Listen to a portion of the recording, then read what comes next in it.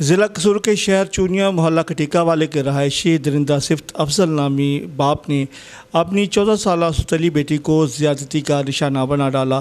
یہ بدبخت انسان اپنی بیوی کی غیر موجودگی میں اپنی ہوس کا شکار بناتا تھا۔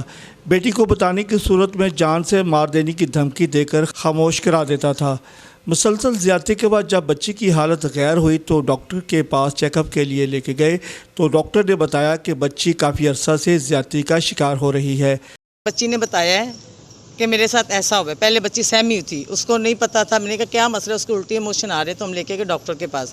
اس نے نہیں بتایا، اس نے جب ہمیں بتایا ہے پھر میں نے لیڈی ڈاکٹر سے سارا ڈسکس کی، پوچھا ہے۔ اس نے کہا بچی کے ساتھ روٹین وائز سے کافی دیر سے اس کے ساتھ نہ ریپ ہوتا رہا ہے۔ بھجن بچی کے ساتھ زیادتی ہوئی ہے، اس کے ساتھ ریپ کیا ہے، اس کے مترے باپ نے کیا ہے اور روٹین وائز پہ کرتا پہ ایسے بندے کو ایسی سزا دے کہ ساری دنیا دیکھے۔ یہ باپ نہیں ہے، ایسے جانور بھی ہوں وہ بھی نہیں ایسے کرتے جیسے اس بچی کے ساتھ ہوا ہے، اور ماں کو بھی وہ دماغ کے اوپر بجلی کے تارے لگاتا رہا ہے۔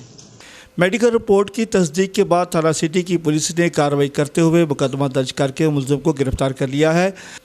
اہل علاقہ اور بچی کے اہل خانہ کی جانب سے مطالبہ کیا گیا ہے کہ ملزم افضل کو عبرتناک سزا دی جائے تاکہ ایسے لوگ معاشرے کے لیے عبرت کا نشان بن سکے۔ کیمرامین ساغر کے ساتھ بابر علی بشارت، 49 نیوز، چونیا۔